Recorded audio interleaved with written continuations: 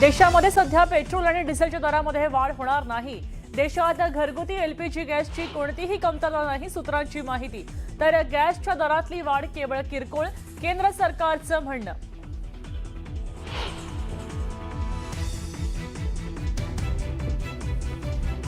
Trump यांच्याकडनं युद्ध थांबवण्याचे संकेत। कच्च्या तेलाच्या किमतीत मोठी घसरण, तेलाचे दर $92 पर्यंत घसरले।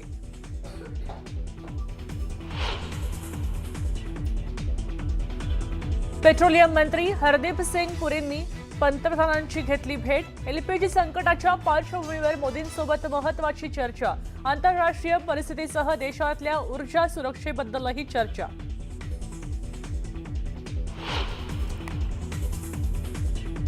नागपूर आणि नाशिक जिल्ह्यातल्या 80% हॉटेल 24 तासात बंद होण्याच्या मार्गावर।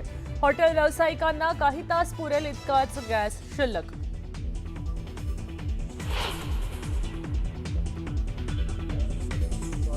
युद्धाच्या पार्श्वभूमीवर केंद्र सरकारचा मोठा निर्णय। सिलेंडरची साठेबाजी रोखण्यासाठी एस्मा कायदा लागू।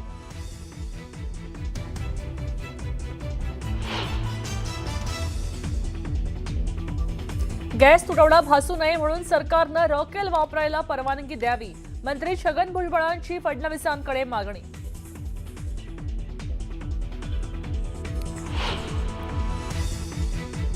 रोहित पवारांनी दिल्लीत घेतली सोनिया गांधींची भेट। अजितदादांच्या विमान अपघात प्रकरणी केली चर्चा। भेटीवेळी काँग्रेस अध्यक्ष मल्लिकार्जुन खरगेही उपस्थित।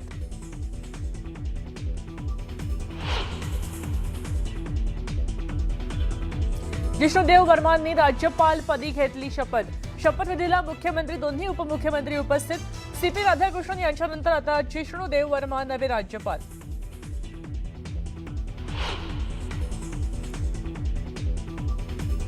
अहिल्यानगरच्या श्रीरामपूरमध्ये नालेसफाईवेळी 4 कर्मचाऱ्यांना केमिकल रिएक्शन। विषारी वायूच्या संपर्कात आल्यानं कर्मचाऱ्यांची प्रकृती चिंताजनक। कर्मचाऱ्यांवर उपचार सुरू।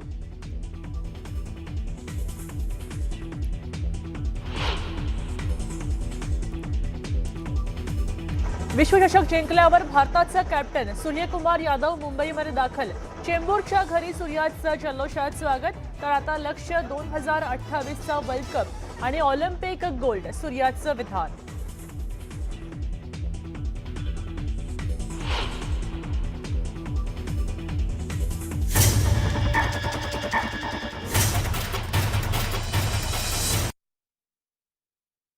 न्यूज 18 मराठीच्या कॉटन किंग स्टुडिओ मध्ये आपलं स्वागत। नमस्कार, मी मृगावर्तक। आपण पाहताय न्यूज 18 मराठी, आवाज महाराष्ट्राचा। आज दिवसभरात बातम्या आहेत त्या गॅस सिलेंडरच्या।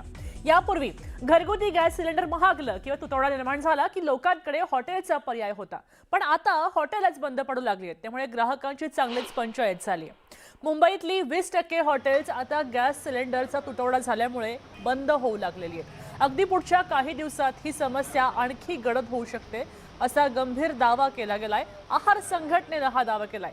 तर पुण्यामध्ये काही रेस्टॉरंटला गॅस सिलेंडरचा पुरवठा झाला नाही। अनेक हॉटेल्स आणि रेस्टॉरंटची किचन आताच बंद झाली आहेत। नाशिक शहरामध्ये हॉटेल 24 तासात बंद पडतील अशी स्थिती तयार झाली आहे आणि पुरवठा झाला नाही तर जिल्ह्यातली 80% हॉटेल आता बंद पडतील, अशी माहिती नाशिक हॉटेल व्यावसायिक असोसिएशनचे अध्यक्ष संजय चव्हाण यांनी दिली आहे।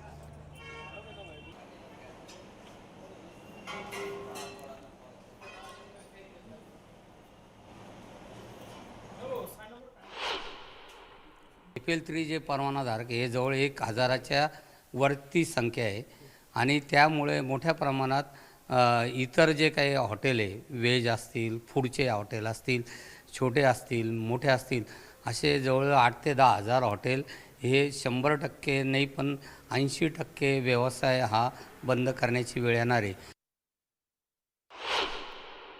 संध्याकाळी त्यांनी रिवोक केलं ऑर्डर, तर आम्हाला वाटलं की काही नाही, आता स्टॉकचा प्रश्न झाला नाही, कारण आमच्याकडे 1 ते 2 दिवस मॅक्झिमम 3 दिवसाचा स्टॉक असतो।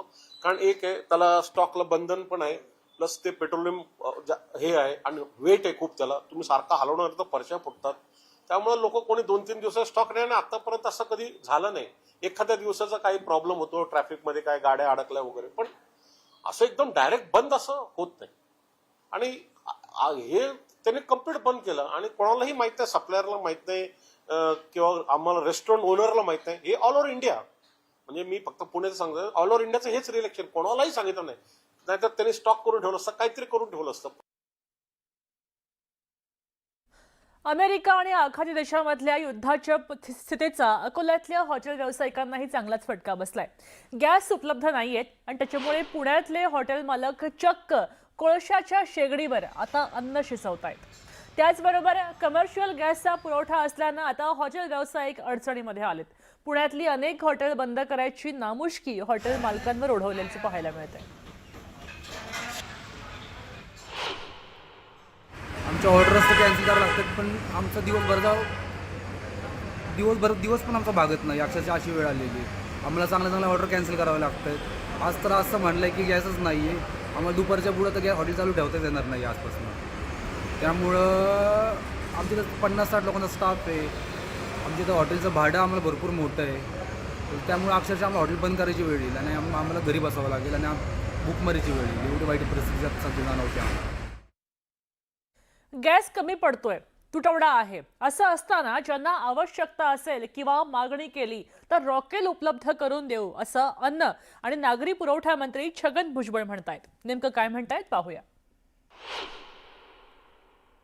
रॉकेल देता येईल का, रॉकेल घेतील का, त्याच्यावर पण चर्चा केली. तर काहीतरी 10-1 वर्षापूर्वी जे आहे नागपूर कोर्टाने एक लिहिलेला आहे मिस्चर आहे की उज्ज्वला असेल तर रॉकेल कशाला.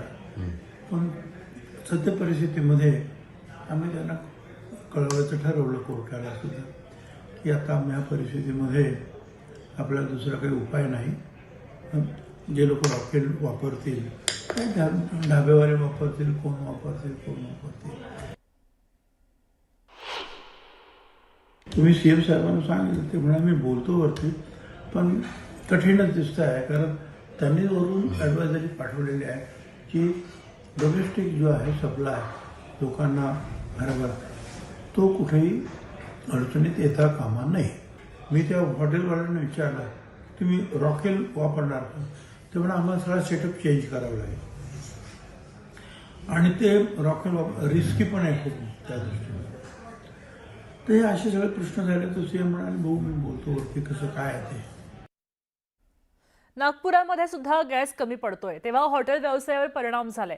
कमर्शियल सिलेंडर उपलब्ध होत नाहीये तेव्हा हॉटेल व्यावसायिक आता अडचणीमध्ये आलेले आहेत. अनेक हॉटेलमध्ये आज संध्याकाळी किंवा उद्या दुपारपर्यंत पुरेल इतकाच गॅस साठा उपलब्ध आहे.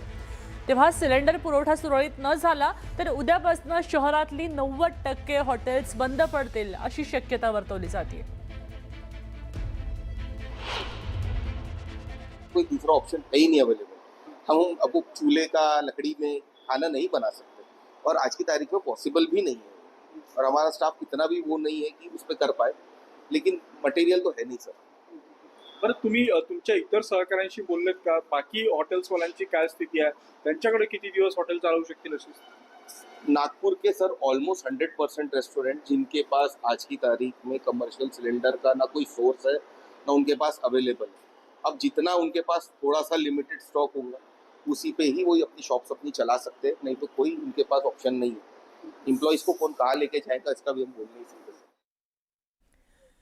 आखाती देशामध्ये सुरू असलेल्या युद्धाच्या परिस्थितीचा आता परिणाम कोकणातल्या पर्यटन व्यवसायावर सुद्धा होतोय, स्पष्ट दिसू लागलेला आहे.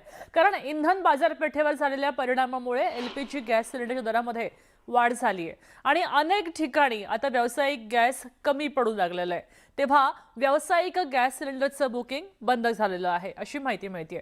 आता या स्थितीचा सगळ्यात जास्त फटका कोकण किनारपट्टीवरच्या पर्यटनामध्ये जे संबंधित हॉटेल्स आहेत त्यांना बसतोय. हॉटेल, खानावळी, बेकरी, वडापाव आणि फास्ट फूड स्टॉल चालवणारे लहान व्यावसायिक सुद्धा आहेत, ते मोठ्या अडचणीत सापडलेत.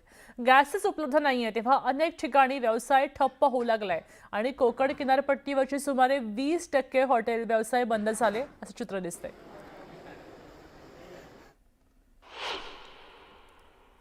युद्धजन्य परिस्थितीचा भडका उडालेला आहे आणि त्याची धग आता कोकणात येऊन पोहोचलेली आहे. कोकणातील पर्यटन व्यवसायावरती मोठा परिणाम झालेला आहे. इथे गॅसचा तुटवडा झालेला आहे. माझ्यासोबत बोलण्यासाठी हॉटेल व्यावसायिक आहेत, आपण त्यांच्याकडून जाणून घेऊया. मला सांगा, आता युद्धाचे परिणाम आता दिसू लागले, गॅसचा तुटवडा जाणवू लागलाय, त्यामुळे हॉटेल व्यवसाय अडचणीत आलाय असं तुम्हाला वाटतंय का? नक्कीच हॉटेल व्यवसाय आता भरपूर अडचणीत आलेला आहे. युद्धजन परिस्थितीमुळे कोकणामध्ये येणारे पर्यटक यांच्यावरही आता मोठा परिणाम होणार आहे आणि यामुळे आता थोडासा परिणाम झालेलाच आहे का तर लोकल ठिकाणी सुद्धा आता गॅस सिलेंडर मिळणं मुश्किल झालेलं आहे. बरं, आता जे व्यावसायिक सिलेंडर आहेत त्याचं बुकिंग बंद केल्याचं बोललं जातंय. सगळीकडे आता शॉर्टेज आहे, त्याचा तुम्हाला काय फटका बसला? व्यावसायिक सिलेंडरचे दरही वाढवलेले आहेत आणि त्यातच आता सिलेंडर मिळतही नाहीत. कधी येतील हे सांगता येणार नाही अशी परिस्थिती झालेली आहे आता आणि मोठा फटका बसत आहे या व्यवसायामुळे. आता जर हीच परिस्थिती जर का राहिली पुढील 2-3 दिवस तर तुम्हाला हॉटेल पूर्णपणे बंद करावे लागतील? हो, हॉटेल बंदच करावे लागतील कारण डिझेल पेट्रोलचेही शॉर्टेज थोडेच दिवसात येणार आहे. आता गॅसचं शॉर्टेज आहेच, त्यामुळे हॉटेल व्यवसाय हा पूर्णतः ऑटोमॅटिकच बंद होणार आहे कारण पर्यटक किंवा कोणीही येथे येऊ शकणार नाही. काही दिवसामध्ये सुट्ट्या लागतील आणि मोठ्या प्रमाणात कोकणच्या किनारपट्टीवरती पर्यटक येऊन दाखल होतील. मात्र आता आपण बघितलं तर युद्धजन्य परिस्थिती निर्माण झालेली आहे आणि त्याचा फटका आता महाराष्ट्राला तर बसणारच आहे. मात्र त्याचबरोबर कोकणातल्या किनारपट्टीवरचे जे हॉटेल व्यावसायिक आहेत, रिसॉर्ट आहेत, त्याला मोठ्या प्रमाणात फटका बसणार आहे आणि त्यामुळे इथे बेकारीची परिस्थिती निर्माण होणार आहे. शिवाजी गोरे, न्यूज 18 मराठी, दापोली, रत्नागिरी.